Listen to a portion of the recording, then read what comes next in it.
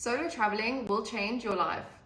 I'm going to tell you guys today how solo traveling has absolutely changed my life. Okay, so since I was a teenager, all I wanted to do was travel. My parents were travelers when they were young. They traveled for like over 10 years. They were pretty much hippies in their 20s, and I grew up always hearing about traveling. So from a young age, I knew once I finished school that I really wanted to travel. It was just in my blood, I guess. Like I had the travel bug. So I started traveling as soon as I left school when I was 19.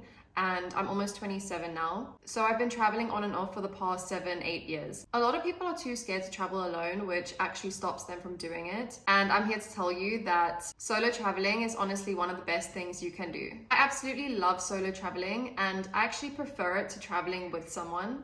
I have honestly made so many amazing friends from all over the world, and this is the best thing about solo traveling for me. So it's a common misconception that when you're traveling solo, you're alone all the time and you're probably quite lonely. When in reality, there are actually tons of other solo travelers who you will meet along the way. And the awesome thing is that most of these other travelers want to make friends too. So let's say you're traveling with someone, like a friend or a partner.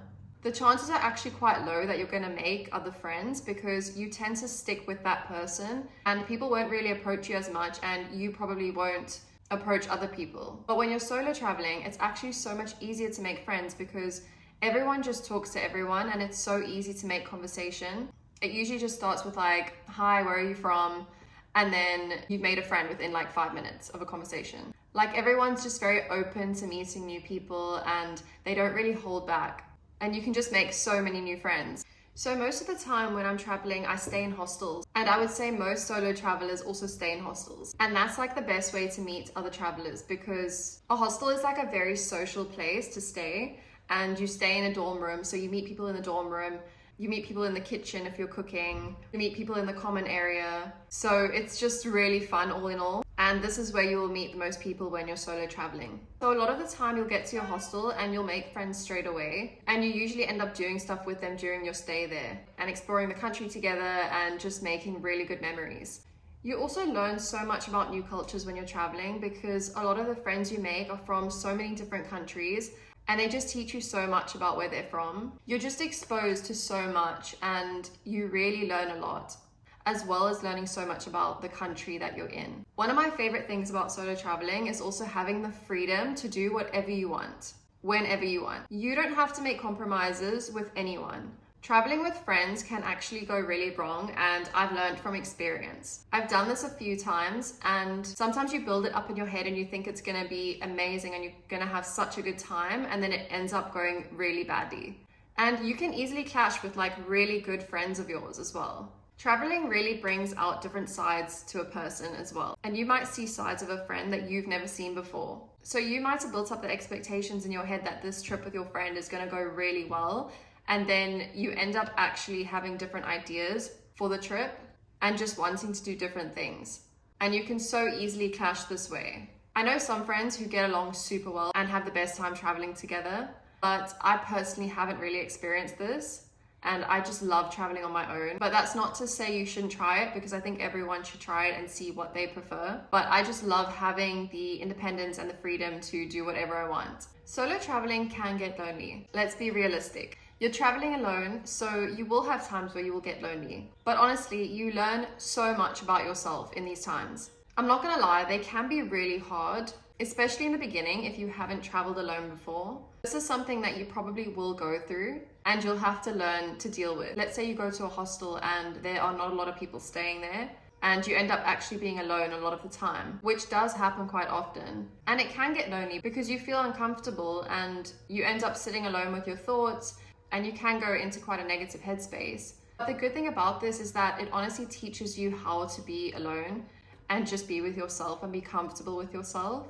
And I think this is one of the best things about solo traveling. So as tough as it can be and as uncomfortable as these situations are, you end up growing so much from it. I feel like you really go inwards and you just figure out a lot more about yourself as a person, and you just get really comfortable with being alone. So as much as you're with people a lot while you're traveling, you learn how okay you are with being alone. Solo traveling really pushes you out of your comfort zone and you just learn so much about your life and and your perspective on the world. It just opens your mind so much. So another thing is, solo traveling is a lot safer than people think.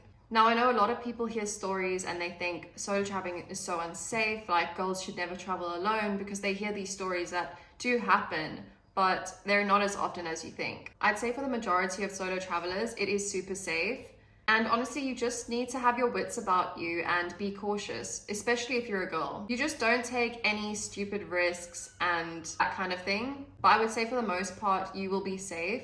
And as long as you're careful and you just use your brain, then you'll be fine. So some countries are a lot safer than others. So maybe for your first time solo traveling, you could go to one of those countries where you feel a lot safer and you don't need to worry so much. But then you can build it up to, let's say, going to less safe countries. I've been traveling for a really long time and I've always been fine. I'm always super careful. I don't take stupid risks. I'm just always very cautious.